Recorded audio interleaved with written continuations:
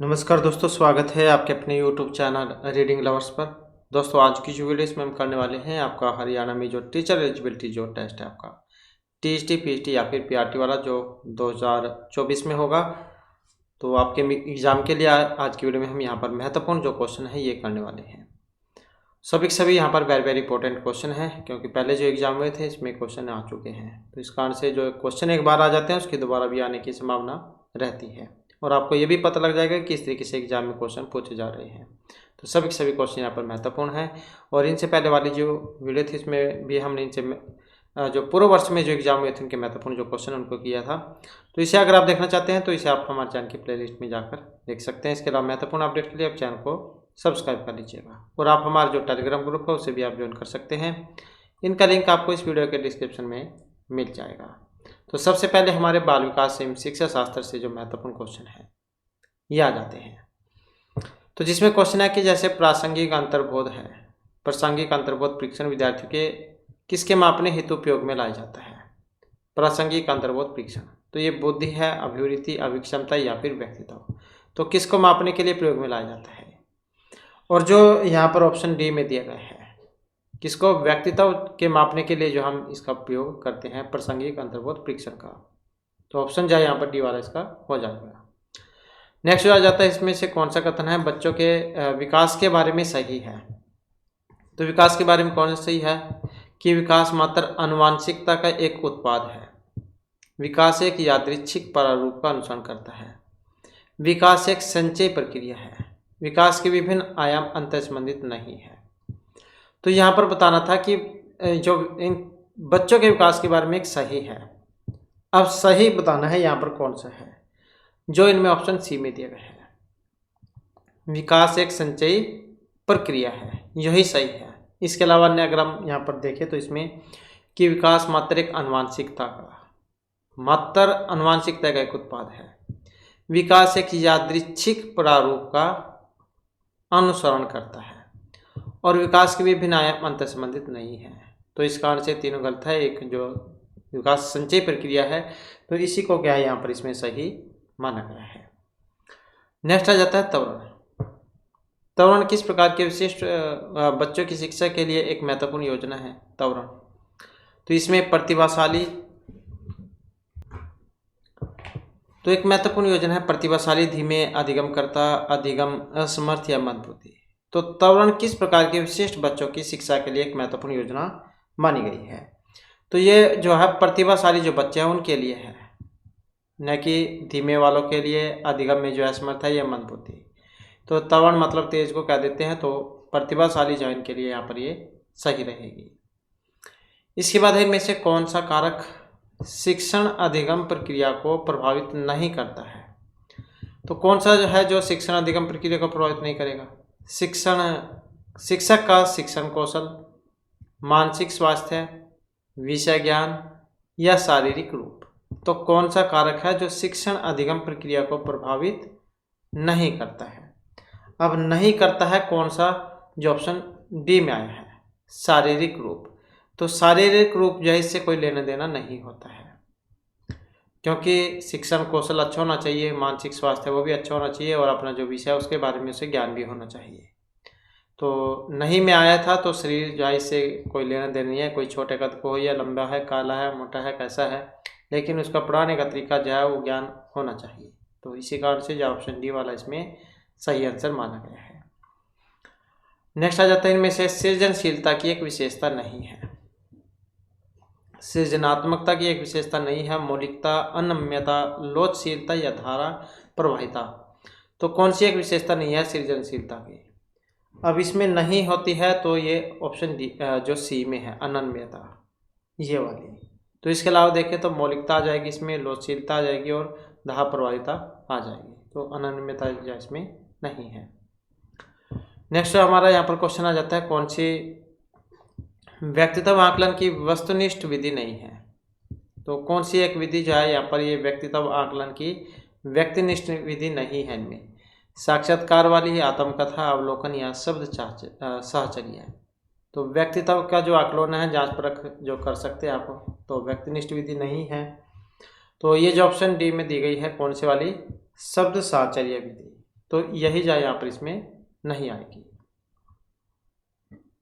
इसके बाद है बुद्धि का जो त्रितंत्रीय सिद्धांत है, इसका जब प्रतिपादन किया गया था गार्डनर, स्टेनबर्ग, जेपी गिलफोर्ड या वर्नर ने, तो बुद्धि का त्रितंत्र सिद्धांत, कई बार तो ये भी आ जाता है कि बुद्धि का जो तंत्र सिद्धांत है किनका है, तो ये भी आप याद रखिएगा। तो इसका प्रतिपादन किया गया था और जो यहाँ पर ऑप्शन सी में दिए गए हैं, ये जो स्टर्नबर्ग जो है इनका है बुद्धि का त्रितंत्र का सिद्धांत। अगला क्वेश्चन आ जाता है ब्रॉनफेन-ब्रेनर ने जैव परिस्थिति मॉडल सिद्धांत में परिवार एवं विद्यालय किस पर्यावरण तंत्र के उदाहरण बताए थे? तो ब्रॉनफेन-ब्रेनर ने तो कौन से के बताए थे यहाँ पर ये पर्यावरण तंत्र के उदाहरण? मैक्रो सिस्टम के, एक्सो माइक्रो सिस्टम या क्रोमो सिस्टम के? ये मैक्रो है, ये माइक्रो है, तो कौन से के बताए थे? तो यहाँ पर देखें तो ऑप्शन जो बी में है, तो कौन से वाला था? ये माइक्रो सिस्टम था। कौन? ब्रॉनफेन-ब्रेनर ने जैव परिस्थितिकी मॉडल सिद्धांत में परिवार और विद्यालय जो पर्यावरण तंत्र है इसके उदाहरण बताए थे। कौन से वाले? माइक्रो सिस्टम वाले, इसके उदाहरण है। अगला क्वेश्चन आ जाता है यहाँ पर, इनमें एक सही नहीं है। अब सही नहीं है वो कौन से वाला है? तो साथ में सिद्धांतों के प्रतिपादक है, साथ में जो इन्होंने सिद्धांत दिए थे तो वे वाले यहाँ पर दिए गए हैं। तो जैसे जीन पियाजे हैं इनका संज्ञानात्मक विकास के सिद्धांत, अल्बर्ट बंडूरा का सामाजिक अधिगम का सिद्धांत, एरिक्सन मनोसामाजिक विकास के सिद्धांत या वाइगोत्स्की नैतिक विकास के सिद्धांत। अब एक गलत है इसमें, कौन से वाला गलत है? ये जो ऑप्शन डी में ही यहाँ पर आया है वाइगोत्स्की वाला नैतिक विकास का सिद्धांत, तो यही गलत है। इसके अलावा जो आपके 3 आंसर और यहाँ पर बन जाते हैं 3 महत्वपूर्ण क्वेश्चन। तो जैसे जीन पियाजे का संज्ञानात्मक विकास का सिद्धांत, अल्बर्ट बंडूरा का सामाजिक अधिगम का सिद्धांत, एरिक्सन का मनोसामाजिक विकास का सिद्धांत, तो इस प्रकार से 3 और ये बन जाते हैं। इसके बाद जो नेक्स्ट क्वेश्चन आ जाता है वह मनोरचना क्या कहलाती है, जिसके द्वारा बालक अपने स्वयं के अहम को किसी अन्य व्यक्ति के अनुरूप परिवर्तित करने का प्रयास करता है। तो वह मनोरचना क्या कहलाएगी जिसके द्वारा बालक अपने स्वयं के अहम को किसी अन्य व्यक्ति के अनुरूप परिवर्तित करने का प्रयास करेगा? तादात्मीकरण, मार्गान्तीकरण, युक्तिकरण या प्रक्षेपण? तो यह है आईडी, ईगो, सुपर ईगो वाला। तो यहाँ पर जो इसमें हमारा आंसर है ऑप्शन जो ए वाला बनेगा। तो क्या है ये? तादात्मीकरण जो है यहाँ पर इसको माना गया है। नेक्स्ट जो हमारा क्वेश्चन आ जाता है, विकास के जो सामाजिक सांस्कृतिक सिद्धांत है इसको किसने विकसित किया था? सामाजिक सांस्कृतिक सिद्धांत वाइगोत्स्की है, कोलबर्ग, एरिक्सन या ब्रॉनफेन-ब्रेनर? तो सामाजिक सांस्कृतिक सिद्धांत, तो इसका जो संबंध है वाइगोत्स्की से माना गया है, सामाजिक सांस्कृतिक सिद्धांत। और इसी प्रकार का ये क्वेश्चन यहाँ पर भी आया हुआ था, देख सकते हैं आप। तो वाइगोत्स्की कौन सा सिद्धांत है इनका? ये वाला सामाजिक सांस्कृतिक सिद्धांत। कई बार जो इस प्रकार से क्वेश्चन दे देते हैं। और ये देख सकते हैं आप यहाँ पर 3 और क्वेश्चन थे। वाइगोत्स्की का सामाजिक सांस्कृतिक सिद्धांत हो जाएगा, और ये देख सकते हैं जीन पियाजे का संज्ञानात्मक, अल्बर्ट बंडूरा का सामाजिक अधिगम, एरिक्सन का मनोसामाजिक। तो कई बार जो ऐसे क्वेश्चन ये आ जाते हैं जहाँ पर एक ही जैसे 2 क्वेश्चन होते हैं एक ही के। इसके बाद आ जाते हैं इनमें से कौन से एक बाह्य अभिप्रेरक नहीं है? तो बाह्य अभिप्रेरक कौन सा नहीं है? एक होता है आंतरिक, एक होता है बाह्य। एक तो अपनी अंतरात्मा से, एक जो कोई दूसरे के कहने से होता है। तो यहाँ पर ट्रॉफी के लिए खेल प्रतिस्पर्धा करना, वेतन के लिए नौकरी करना, आत्म संतुष्टि में समाज सेवा करना या एक खरीदने पर एक मुफ्त पाना। तो बाह्य अभिप्रेरक नहीं है। अब वो कौन से वाला है? तो यह आत्म संतुष्टि। तो जैसे कि हमने अभी बात की थी, प्रेरक 2 है, एक आभ्यंतर एक बाह्य। तो यह आभ्यंतर है, आत्म संतुष्टि हेतु समाज सेवा करना। तो यही जो यहाँ पर बाह्य अभिप्रेरक इसमें नहीं है। नेक्स्ट आ जाता है यहाँ पर मानसिक स्वास्थ्य संपूर्ण व्यक्तित्व का पूर्ण और सामंजस्यपूर्ण कार्य है। तो मानसिक स्वास्थ्य की जो परिभाषा जो दी गई थी, मेनिंगर, हेडफील्ड, ड्रेवर या वोल्टिन, किसने दी थी? तो मानसिक स्वास्थ्य संपूर्ण व्यक्तित्व का पूर्ण और सामंजस्यपूर्ण कार्य है। तो मानसिक स्वास्थ्य की जो परिभाषा ये दी गई थी, और जो यहाँ पर ऑप्शन बी में है, तो हेडफील्ड जो है इनके द्वारा। अगला क्वेश्चन आ जाता है, विकास जो अनुदैर्ध्य अक्ष सिर से पैर की दिशा में आगे बढ़ता है उसको हम क्या कहेंगे? तो विकास जो है जैसे सिर से पैर की ओर और नाभि से बाहर की ओर, सेंटर से बाहर की ओर होता है। तो विकास जो अनुदैर्ध्य अक्ष सिर से पैर की दिशा में जो आगे बढ़ता है उसे हम स्काईफील्डिंग कोडल, स्परिल, प्रोक्सिमोडिसल या वृत्तीय, तो उसे हम क्या कहेंगे? तो उसे हम जो है सी फेलिंग कोडल कहेंगे, जो ऑप्शन ए में यहाँ पर आया है। इसके बाद अगला क्वेश्चन है कार्यात्मक प्रतिबद्धता में अधिगमकर्ता की प्रत्येक सही अनुक्रिया को पुनः बलित करना, ये किस प्रकार की पुनः बलन अनुसूची है? तो कार्यात्मक प्रतिबद्धता में अधिगमकर्ता की प्रत्येक सही अनुक्रिया को पुनः बलित करना, निश्चित अंतराल, परिवर्तनशील, निश्चित अनुपात या फिर सतत। तो ये जो ऑप्शन डी में आई है यहाँ पर कौन सी है? सतत है। कार्यात्मक प्रतिबद्धता में अधिगमकर्ता की प्रत्येक सही अनुक्रिया को पुनः बलित करना किस प्रकार की पुनः बलन अनुसूची है? तो यह है सतत, जो ऑप्शन डी में है। इसके बाद आ जाता है अभिप्रेरणा के आवश्यक अनुक्रम सिद्धांत। इसका जो प्रतिपादन किया था आवश्यकता अनुक्रम सिद्धांत का, तो CLR हॉल ने, एटिकिंसन ने, मैस्लो ने या फिर थॉमसन ने आवश्यकता अनुक्रम सिद्धांत का प्रतिपादन। तो ये जो है ये ऑप्शन बी में जो आई है मैस्लो, इनके द्वारा। तो ये एक 3, 4 और एक ये 5 क्वेश्चन जो आपके यहाँ पर ये सिद्धांत वाले इसमें हो जाते हैं। तो आवश्यकता अनुक्रम का सिद्धांत किसका है? मैस्लो का है।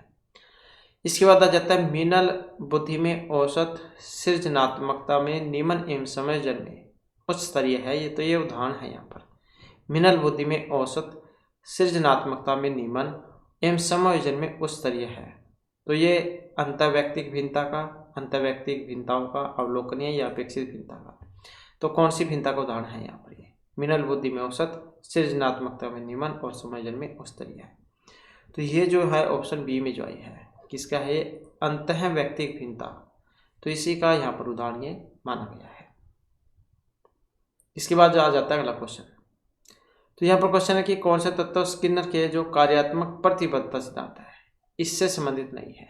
एक क्वेश्चन ये भी आपका बन जाता है यहाँ पर सिद्धांत वाला ही, कि कार्यात्मक प्रतिबद्धता का सिद्धांत स्किनर का है तो एक नहीं है इसमें, बहिर्गमन, स्वतः आपूर्ति, विभेदन या पुनः बलन।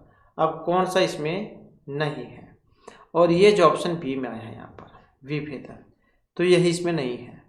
तो स्किनर जो है इन्होंने सीखने के सिद्धांत में बताया था कि व्यवहार को सुदृढ़ीकरण के जरिए विकसित या अनुकूलित किया जाता है। और स्किनर जो है इन्होंने सक्रिय अनुबंधन का सिद्धांत दिया था, और इस सिद्धांत के मुताबिक सक्रिय व्यवहार को सुनियोजित पुनः बलन से पर्याप्त बल मिलने पर वांछित रूप से उसकी पुनरावृत्ति होती रहती है। और स्किनर ने ऑपरेशनल कंडीशनिंग नाम की एक तकनीक भी दी थी, और स्किनर ने ही 1930 में स्किनर बॉक्स का आविष्कार किया था, और एक ऐसा पिंजरा था जिसमें बारीकी से नियंत्रित वातावरण होता था। तो यहाँ पर जो है सिर्फ ये जो ऑप्शन बी में जो आया है विभेदन, तो यही इसमें नहीं है। तो इसके अलावा जो यहाँ पर स्किनर का एक और सिद्धांत हो गया, एक और कार्यात्मक प्रतिबद्धता का सिद्धांत। अगला क्वेश्चन आ जाता है इनमें से कौन सी एक समायोजित व्यक्ति की विशेषता नहीं है? तो समायोजित व्यक्ति की कौन सी एक विशेषता नहीं है? अपनी क्षमताओं एवं सीमाओं के बारे में जागरूकता, स्वयं एवं दूसरों का सम्मान करना, संतुलित आकांक्षाएं, व्यवहार में अनम्यता। तो कौन सा एक समायोजित व्यक्ति की विशेषता नहीं है? तो समायोजित व्यक्ति की विशेषता नहीं है वो कौन सी वाली है? और यहाँ पर जो ये ऑप्शन डी में जो दी गई है, व्यवहार में अनम्यता का होना, समायोजित व्यक्ति की विशेषता नहीं है, अनम्यता वाला, व्यवहार में अनम्यता का होना। अगला क्वेश्चन आ जाता है जीन पियाजे का जो संज्ञानात्मक विकास का सिद्धांत है। यहाँ पर भी देख सकते हैं आप, दोबारा से सिद्धांत वाला एक क्वेश्चन आ गया है। तो संज्ञानात्मक विकास का जो सिद्धांत है इसके अनुसार किस विकासात्मक अवस्था में पलटाव की क्षमता विकसित होती है? संवेदी, मूर्त, पूर्व या औपचारिक में 4 अवस्थाएं इन्होंने बताई थी। सबसे पहली संवेदी, फिर दूसरी पूर्व, फिर मूर्त और उसके बाद अमूर्त या औपचारिक। तो ये पलटाव की क्षमता जो है ये विकसित होती है, तो किस में होती है विकसित ये? और इसमें देखें तो जो ऑप्शन सी में है यहाँ पर मूर्त से क्रियात्मक अवस्था में। अगला क्वेश्चन आ जाता है, निम्नलिखित मनोवैज्ञानिकों में से कौन गैस्ट्रोलटवाद जो है से संबंधित नहीं है। अब गैस्ट्रोलटवादियों से संबंधित नहीं है वो कौन से है इसमें, कोहलर, क्रेस्मर, कोफा या वर्धमान। ये गैस्ट्रोलटवादी में नहीं आते हैं। कौन से है, ये जो ऑप्शन सी में है, क्योंकि वर्धमान, कोफा, कोहलर ये गैस्ट्रोलटवादी जो है इसमें आते हैं, तो क्रेस्मर नहीं है। नेक्स्ट आ जाता है, निम्नलिखित में से कौन सा कथन संयोजन के संदर्भ में सही नहीं है। तो कौन सा है ये जो संयोजन के बारे में सही नहीं है इनमें, कि यह असंतुलन उत्पन्न करता है। संयोजन परिस्थिति की मांगों के अनुरूप जीवन के तरीकों को बदलने के लिए प्रेरित करता है। वातावरण की स्थिति में वांछनीय परिवर्तन लाने की क्षमता देता है। संयोजन के अभाव में व्यक्ति तनाव और चिंता से घिरा रहता है। तो कौन सा एक सही नहीं है इसमें, अब वो कौन से वाला है, और ये जो ऑप्शन ए में ही आ गया है कि यह असंतुलन उत्पन्न करता है, तो यही सही इसमें नहीं है संयोजन के बारे में। इसके अलावा देखें तो परिस्थिति की मांगों के अनुरूप जीवन के तरीके को बदलने के लिए प्रेरित करेगा, वातावरण की स्थिति में वांछनीय परिवर्तन लाने की क्षमता देगा, और संयोजन के अभाव में व्यक्ति तनाव और चिंता से ग्रसित हो जाता है। इसके बाद आ जाता है जो ब्रूनर है, इन्होंने बालकों का जो संज्ञानात्मक विकास है ये किस प्रकार के पाठ्यक्रम के अनुगमन का सुझाव दिया था इसमें। तो ब्रूनर ने बालकों के संज्ञानात्मक विकास हेतु किस प्रकार के पाठ्यक्रम के अनुगमन का सुझाव दिया था। समावेशी, विशिष्ट, सर्पिल या एकीकृत पाठ्यक्रम। तो कौन सा पाठ्यक्रम इन्होंने बताया था, तो इन्होंने जो बताया था ये सर्पिल वाला था, सर्पिल पाठ्यक्रम को। अगला क्वेश्चन है, कैटल का संस्कृति मुक्त बुद्धि परीक्षण ये किसका एक प्रकार है। अब कैटल का कौन सा है संस्कृति मुक्त बुद्धि परीक्षण, तो ये एक व्यक्तिक शाब्दिक परीक्षण है, सामूहिक शाब्दिक है, अशाब्दिक है, शाब्दिक और अशाब्दिक परीक्षण है। तो संस्कृति मुक्त बुद्धि परीक्षण किस प्रकार का है, तो इसको जो है यहाँ पर ऑप्शन सी वाला माना गया है, अशाब्दिक बुद्धि परीक्षण। नेक्स्ट हमारा क्वेश्चन आ जाता है, एक प्रकार का बुद्धि परीक्षण जहाँ प्रश्न कठिनाई स्तर की दृष्टि से समान होते हैं किंतु समय तत्वों का अधिक महत्व दिया जाता है। एक प्रकार का बुद्धि परीक्षण जहाँ प्रश्न कठिनाई स्तर की दृष्टि से समान होते हैं किंतु समय तत्वों को अधिक महत्व दिया जाता है। तो ये गति परीक्षण है, शक्ति है, शाब्दिक है, ये निष्पादन परीक्षण है।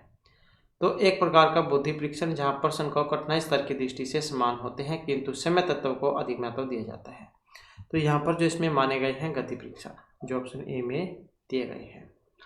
अगला क्वेश्चन आ जाता है, वृद्धि बच्चों में किस प्रकार के परिवर्तन लाती है। वृद्धि जो बच्चों में किस प्रकार के परिवर्तन लाती है, संरचनात्मक, प्रकार्यात्मक, संरचनात्मक एवं प्रक्रियात्मक दोनों या कोई सा भी नहीं। तो वृद्धि जो बच्चों में किस प्रकार का परिवर्तन लाती है, तो यहाँ पर देखें तो जो ऑप्शन ए में है कौन सा है, ये संरचनात्मक है। इसके बाद आ जाता है कौन सा घटक है जो जेपी गिलफोर्ड के बुद्धि संरचना मॉडल का एक अंश नहीं है। तो ये जो जेपी गिलफोर्ड जो है इनका बुद्धि संरचना का जो मॉडल है इसका एक अंश नहीं है इनमें। अब ये सक्रिय है विषय वस्तु संज्ञानीय उत्पाद, ये कौन से वाला है जो इनमें एक नहीं आता है। तो इसमें देखें तो ये जो संज्ञान जो है यही इसमें नहीं आएगा। तो इसके अलावा देखें तो संक्रिया, विषय वस्तु, उत्पाद ये आ जाएंगे संज्ञान को छोड़कर। अगला जो हमारा क्वेश्चन आ जाता है, कौन सा कथन है अभिवृद्धि के संदर्भ में एक सही नहीं है।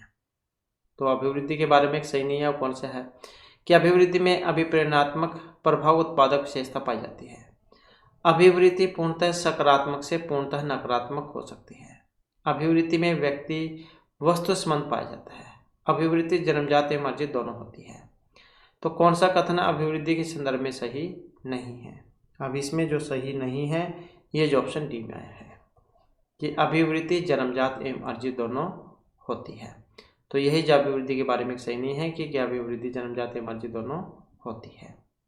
इसके अलावा देखें तो अभिवृद्धि में अभिप्रेरणा प्रभाव उत्पादक विशेषता पाई जाती है। अभिवृद्धि पूर्णतः सकारात्मक से पूर्णतः नकारात्मक हो सकती है।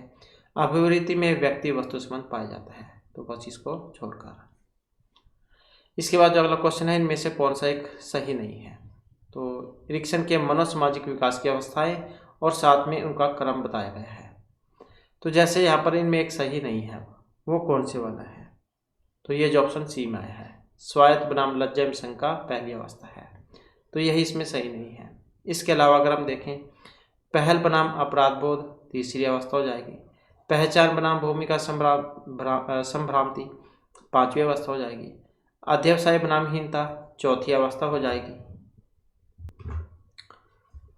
तो यहाँ पर जो ये एरिक्सन जो है ये एक अहम मनोवैज्ञानिक थे जिन्होंने विकास के सबसे लोकप्रिय और प्रभावशाली सिद्धांतों में से एक विकसित किया था, जबकि उनका जो सिद्धांत था ये मनोविश्लेषक जो सिगमंड फ्रायड है इनके काम से प्रभावित था। और एरिक्सन का सिद्धांत मनोसामाजिक विकास की बजाय मनोलैंगिक विकास पर केंद्रित था। और उन्होंने फिर चाहे यहाँ पर ये चरण बताए थे। तो और ये जो स्वायत्त बनाम लज्जा एवं शंका, तो ये पहली अवस्था नहीं थी। तो पहली अवस्था कौन सी थी? तो ये थी विश्वास बनाम अविश्वास। तो विश्वास बनाम अविश्वास जन्म से 18 महीने तक की ये अवस्था थी। दूसरे नंबर वाली जो थी ये थी स्वायत्त बनाम शर्म और संदेह, ये थी 18 महीने से 3 वर्ष तक की। तीसरे नंबर वाली ये आ जाती है यहाँ पर पहल बनाम अपराध बोध, तो ये थी पूर्व स्कूली वर्ष से लेकर 5 वर्ष तक की। चौथे नंबर जो इसमें ये वाली थी उद्योग बनाम हीनता या अध्यवसाय बनाम हीनता, ये वाली, और ये थी 6 से लेकर 11 वर्ष तक की। पांचवी जो अवस्था ये थी पहचान बनाम भ्रम, और ये वाली जो अवस्था ये थी 12 से 18 वर्ष तक की। छठी जो चरण था ये था अंतरंगता बनाम अलगाव, अतरंगता बनाम अलगाव, और ये थी 18 से 40 तक की। उसके बाद जो सातवां जो चरण था अवस्था जो थी ये थी उत्पादक क्षमता बनाम स्थिरता, और ये थी 40 से 65 तक की। और आठवां जो चरण था आठवीं अवस्था ये थी ईमानदारी बनाम निराशा, और ये थी 65 वर्ष से आगे वृद्धावस्था था। तो इस प्रकार से थी। एग्जाम में जो आपको, क्योंकि ये शैशव बाल्य किशोर ये 3-4 ही जो अवस्थाएं हैं इनके अंदर से ही जो आपको एग्जाम में क्वेश्चन देखने को मिलते हैं। तो यहाँ पर जो है ये पहली जो अवस्था विश्वास बनाम अविश्वास थी, तो ये आप याद रखिएगा। तो इसी कारण से ये इसमें सही नहीं है, क्योंकि स्वायत्त बनाम शर्म और संदेह जो है ये दूसरे वाली थी। कौन सी थी? दूसरे वाली। इसके बाद जो नेक्स्ट क्वेश्चन आ जाता है हमारा यहाँ पर, निम्नलिखित में से कौन सी व्यक्तित्व आकलन की प्रक्षेपी विधि नहीं है? तो व्यक्तित्व आकलन की एक प्रक्षेपी विधि नहीं है, तो ये शब्द साहचर्य है, वर्णन गति है, वाक्यपूर्ति है या समाज नीति है। प्रक्षेपी विधि नहीं है। अब ये जो ऑप्शन डी में आई है कौन सी वाली? समाज विधि, तो यही इसमें नहीं है।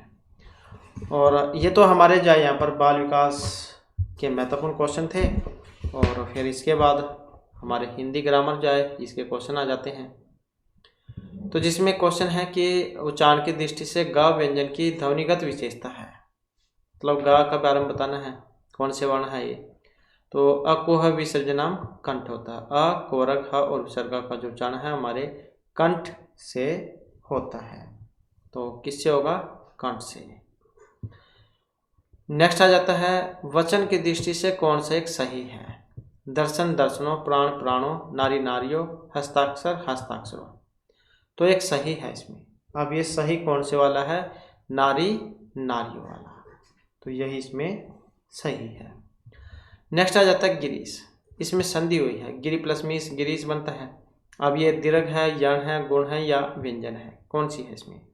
तो यहाँ पर जो है ये दीर्घ इसमें हुआ है, गिरी प्लस मीस गिरीश, ये हर्षों को दीर्घ की हो जाएगी, क्योंकि यहाँ पर यण संधि नहीं है, कोई आधा अक्षर नहीं है, गुण एक ही मात्रा नहीं है, व्यंजन नहीं है, तो दीर्घ ये हो जाएगी।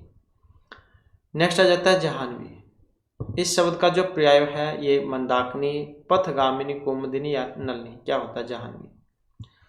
और जहानवी जो है ये कहा जाता है मंदाकिनी को, जो ऑप्शन ए में यहाँ पर आया है। नेक्स्ट आ जाता है सरसीज, इसमें कौन सा समास है? कर्मधारय, अव्ययभाव, द्वंद्व या आलोक तत्पुरुष समास, सरसीज। तो समास की बात करें तो यहाँ पर इसमें आलोक तत्पुरुष समास जो है माना जाएगा। अगला क्वेश्चन आ जाता है विलोम की दृष्टि से एक असंगत है। कौन सा वाला गलत है? एक विपरीतार्थक विलोम उल्टे में। ग्रसित, मुक्त, व्यष्टि, समष्टि, आविर्भाव, तिरोभूत, अर्वाचीन, प्राचीन। तो कौन सा वाला है? अब यहाँ पर देखें तो ऑप्शन सी में जो है आविर्भाव, तिरोभूत, यही क्या इसमें सही नहीं है। इसके अलावा ग्रसित, मुक्त होना, व्यष्टि, समष्टि, अर्वाचीन, प्राचीन, ये नवा पुराण कह देते हैं जैसे, तो यही हो जाएगा इसका। इसके बाद है किस विकल्प में परिमाणवाचक विशेषण का प्रयोग हुआ है? तो परिमाण का प्रणव 5 किलो दूध पी गया, प्रणव 5 केले खा गया, प्रणव 5वीं कक्षा में पढ़ता है, ये प्रणव के साथ कुछ बच्चे खेल रहे हैं। तो परिमाण क्या होता है? जहाँ पर कोई वस्तु नापी तोली जाती है, इसके बारे में हमें जो पता लगता है। तो कौन सी वाली है फिर इस आधार पर? तो इस आधार पर देखें तो ऑप्शन ए में जो है प्रणव 5 किलो दूध पी गया, तो यही है नापतोल वाली 5 किलो 10 किलो, तो यही इसका सही रहेगा। नेक्स्ट आ जाता है जिज्ञासा। जिज्ञासा का मतलब क्या है? उत्कंठा, वांछा, ज्ञानेप्सा या इच्छा। जिज्ञासा होना, तो जिज्ञासा जो है इसका मतलब है ज्ञान इप्सा, जानने की इच्छा, जिज्ञासा। नेक्स्ट है यह आपकी महात्म्य है। वाक्य में महात्म्य जो शब्द है इसमें कौन सी संज्ञा है? यह आपके महात्म्य है। जाति है, समूह है, भाव या व्यक्ति है। अब इसमें अगर हम देखें तो व्यक्ति तो हो नहीं सकता, समूह के बारे में भी हमें पता नहीं लग रहा है, जाति भी नहीं है, तो क्या है हमें ये भाव के बारे में यहाँ पर पता इसमें लग रहा है कि बड़प्पन कह देते हैं जिसको, कि ये तो आपका बड़प्पन है, महात्म्य है। नेक्स्ट आ जाता है सामने जो बड़ा सा घर दिखाई दे रहा है वह मेरा है। वाक्य में किस सर्वनाम का प्रयोग हुआ है? सामने जो बड़ा सा घर दिखाई दे रहा है वह मेरा है, तो ये पुरुष निश्चय, निज या अनिश्चय किसके बारे में बता रहा है? तो यहाँ पर जो है इसमें पूरा पक्का इन्हें कन्फर्म है कि ये जो सामने है ये घर मेरा है, या सामने जो कार खड़ी हुई है मेरी है, या बंगला मेरा है, या कोई वस्तु कह सकते हैं जिसके पूरे पक्के जहाँ व्यक्ति दावा ठोक सकता है कि ये मेरा है, तो वो होता है निश्चय। जहाँ पर हो तो निश्चयवाचक की श्रेणी में ये आता है। इसके बाद है उस किस विकल्प में भाववाचक तदित प्रत्यय का प्रयोग हुआ है? भाववाचक तदित का पुलावा, सौजन्य, चचेरा या लखेरा में। तो भाववाचक तदित है। अब ये कौन से वाला है? और ये है ऑप्शन सी वाला, सौजन्य। नेक्स्ट आ जाता है किस शब्द में अन उपसर्ग का प्रयोग नहीं है?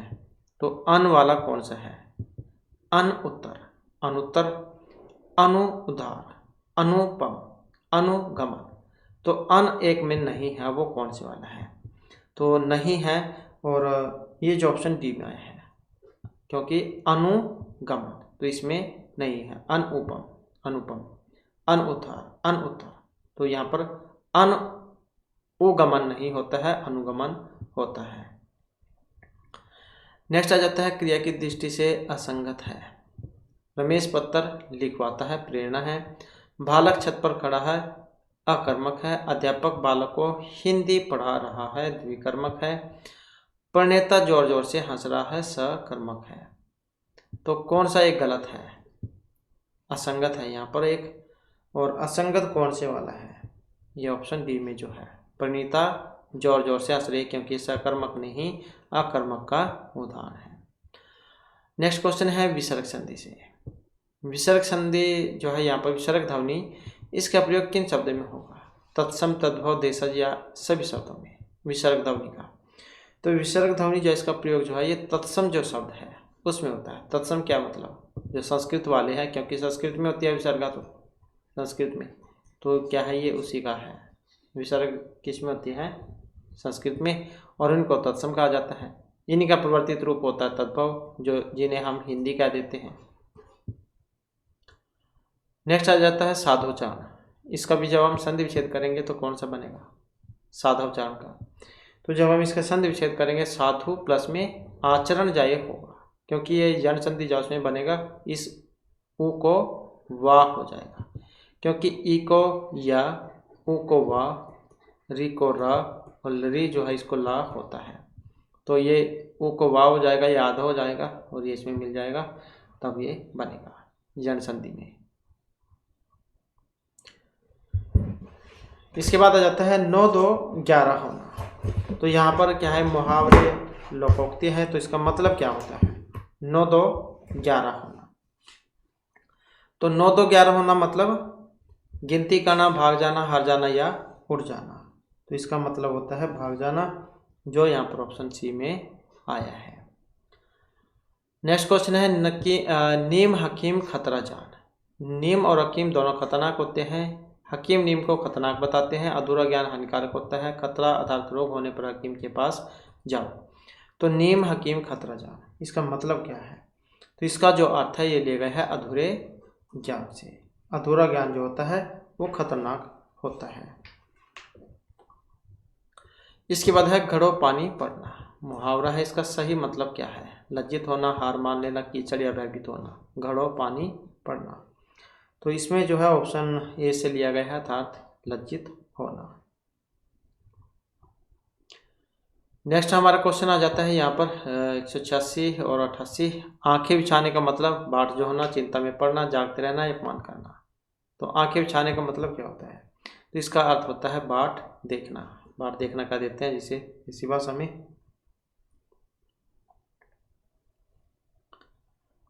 इसके बाद आ जाता है नेक्स्ट क्वेश्चन हमारा छाती पीटना। ललकारना, चुनौती देना, हार न मानना या विलाप करना। तो इसमें जो है ऑप्शन डी वाला होगा, अर्थात विलाप करना। नेक्स्ट आ जाता है तलवा सहलाना। दवा लगाना, उपचार करना, खुशामद करना या सुलाने की कोशिश करना। तलवा सहलाना, तो इसका जो मतलब है सुलाने, तो इसका जो मतलब है ऑप्शन सी वाला, खुशामद करना। एक उसको भी कह देते हैं तलवे चाटना। नेक्स्ट आ जाता है लोकोक्ति है यहाँ पर। तो आत कंगन को आरसी क्या, पढ़े लिखे को फारसी क्या, इस प्रकार से कह देते हैं लोकोक्ति है, लोगों की उक्ति। तो ये गुण को आडंबर की जरूरत नहीं होती। धनी के लिए पैसे का कोई महत्व नहीं है। प्रत्यक्ष के लिए प्रमाण की जरूरत नहीं होती है। बलवान को सहयोगी की जरूरत नहीं है। तो इसका मतलब क्या है? तो इसका जो अर्थ है ऑप्शन सी से, कि प्रत्यक्ष के लिए जो है प्रमाण की जरूरत नहीं होती है। नेक्स्ट क्वेश्चन आ जाता है हमारा देसी मुर्गी विलायत बोली। देसी मुर्गी विलायत बोल।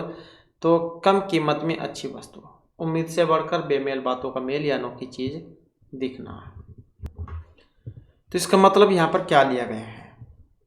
और इसका मतलब अगर हम देखें तो ऑप्शन सी में जो यहाँ पर दिया गया है, बेमेल बातों का मेल। अगला क्वेश्चन है एक तो करेला, दूसरा नीम चढ़ा। तो दोगुने फायदेमंद वस्तु, अत्यंत स्वास्थ्यवर्धक चीज, बुरे के साथ और बुरे का मेल या समान गुण वाले दो साथी। एक तो करेला, दूसरा नीम चढ़ा, क्या देते हैं इसको? तो इसका मतलब यहाँ पर लिया गया है बुरे के साथ और बुरे का मेल होना। नेक्स्ट आ जाता है कलम तोड़ना। मुहावरे का मतलब क्या होता है? लिखना पढ़ना, त्याग देना, अत्यंत क्रोधित होना, अत्यंत मार्मिक व प्रभावशाली रचना करना, लिखने से घृणा करना, कमल तोड़ देना, कलम तोड़ना। तो इसका मतलब क्या होता था? अत्यंत मार्मिक व प्रभावशाली रचना करना। या कोई उसका भी उदाहरण आता है कि जैसे बहुत सुंदर लिखते हैं, तो उसमें क्या देते हैं कि इसने लिखते लिखते कलम तोड़ दी, मतलब बहुत अच्छा लिखना। नेक्स्ट आ जाता है पानी में आग लगाना। इस मुहावरे के लिए जो सही है वो कौन सा रहेगा? असंभव कार्य को संभव कर डालना, शांति में विघट डालना, क्षुब्ध होना, पुरानी दुश्मनी को ताज़ा करना, पानी में आग लगाना। तो पानी में आग लगाना का मतलब क्या है? तो इसका अर्थ दिया गया है यहाँ पर शांति में विघन डालना।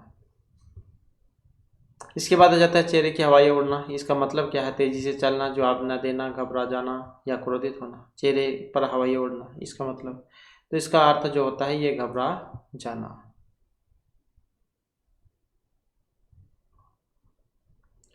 नेक्स्ट आ जाता है पहाड़ टूटना। इस मुहावरे का मतलब अचानक तूफान आ जाना, विपत्ति का आ जाना, बाढ़ का आ जाना या अचानक घर से चले जाना। पहाड़ टूटना, तो इसका मतलब क्या है? इसका अर्थ लिया गया है अचानक ही एक बहुत बड़ी विपत्ति जब आ जाती है।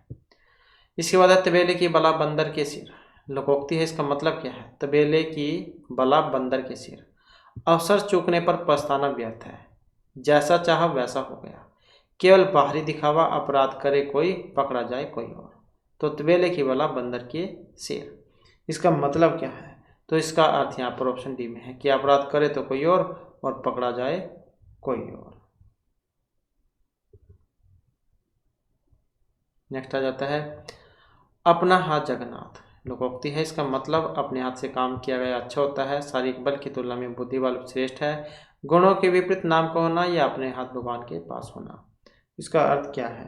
तो इसका मतलब लिया गया है अपने हाथ से जो काम किया गया होता है वही अच्छा होता है। अगला है हुक का पानी बंद करना। इस मुहावरे का मतलब थोती कल्पना करना, जाति से बहिष्कृत करना, बहुत जल्दी में होना या जल्दबाजी करना। तो हुक का पानी बंद करना मुहावरा। तो इसका जो अर्थ यहाँ पर लिया गया है जाति से बहिष्कृत करना। कह देते हैं कोई अपनी जाति से दूसरी जाति में विवाह कर लेता है तो पंचायत होती है, तो उसमें कह देते हैं कि इसका तो हुक का पानी बंद कर दिया। तो ये है। इसके बाद है यह है मुँह और मसूर की दाल। लोकोक्ति है, इसका मतलब क्या है? योग्यता से अधिक पाने की इच्छा करना, मक्कारी करना, जैसा स्वामी वैसा सेवक, मुँह अलग दाल अलग। तो यह मुँह और मसूर की दाल लोकोक्ति है, इसका मतलब क्या है? तो इसका जो अर्थ है यहाँ पर ऑप्शन ए से है, योग्यता से अधिक पाने की इच्छा करना।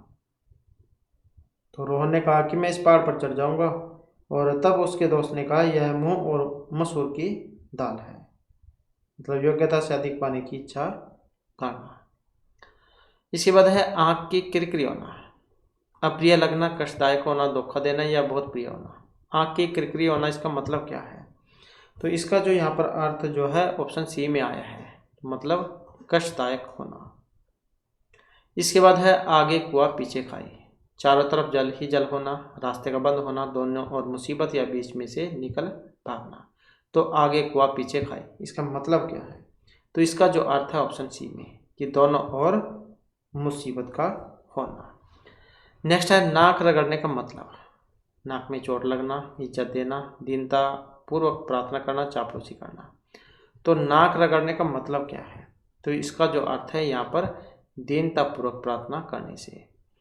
इसके बाद है मिट्टी का माधो, इसका मतलब समझदार होना, बहुत ही मूर्ख होना, कृष्ण की मूर्ति होना या मिट्टी की मूर्ति होना। तो मिट्टी का माधो, इसका अर्थ क्या है?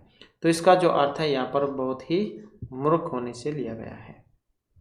राघव बिल्कुल मिट्टी का माधो है, उसे कितना भी समझाओ उस पर कोई असर नहीं होता।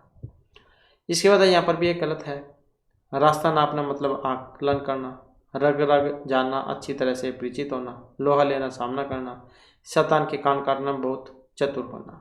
तो कौन सा ये गलत है इसमें?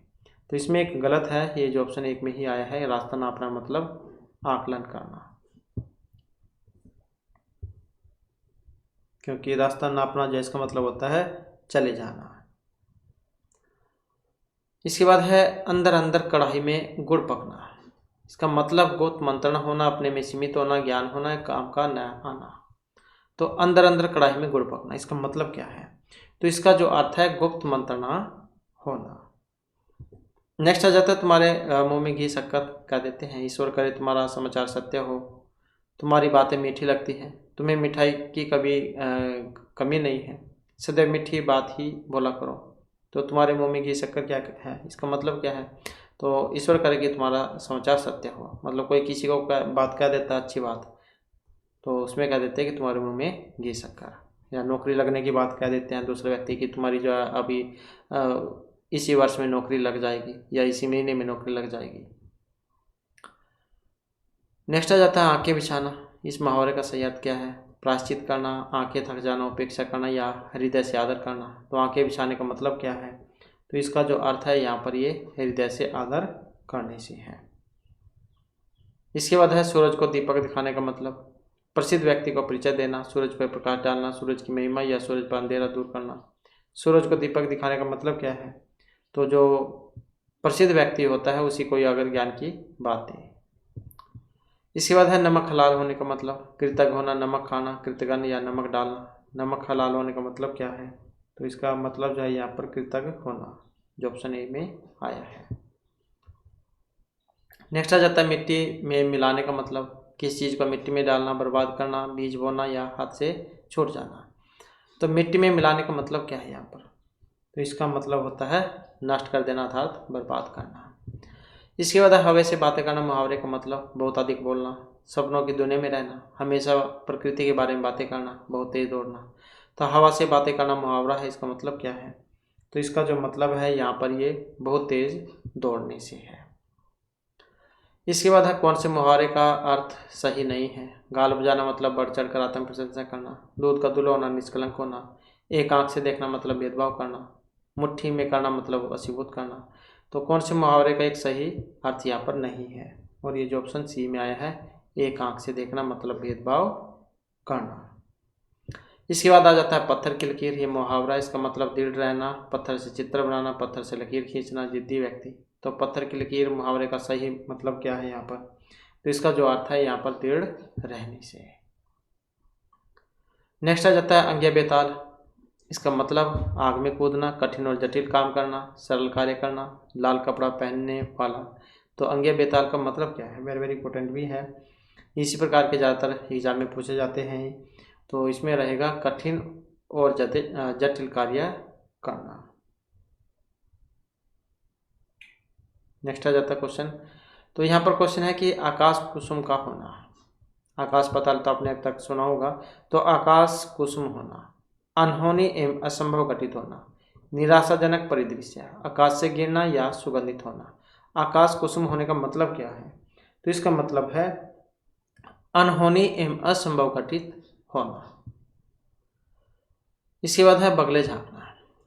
अगल बगल देखना, लज्जित होना, विश्राम करना है, बगल में देखना। तो बगले झांकना का मतलब क्या है, तो इसका अर्थ है यहाँ पर लज्जित होने से। नेक्स्ट आ जाता है कौड़ी का तीन होना। मुहावरा, इसका मतलब बहुत सस्ता होना, महंगा होना, बहुत अच्छा होना या बहुत बुरा होना। तो कौड़ी का तेल तीन होना वेरी वेरी इंपॉर्टेंट है इस मुहावरे का मतलब। तो इसका जो मतलब है यहाँ पर ये दिया गया है बहुत सस्ता होने से, कौड़ी का तीन होना। तो इस प्रकार से जो हमारे आज की क्लास में महत्वपूर्ण क्वेश्चन थे। नेक्स्ट वीडियो की इसमें आपके लिए नए जो महत्वपूर्ण क्वेश्चन हम लेकर आएंगे। और हमारे साथ अंत बनाने के लिए धन्यवाद।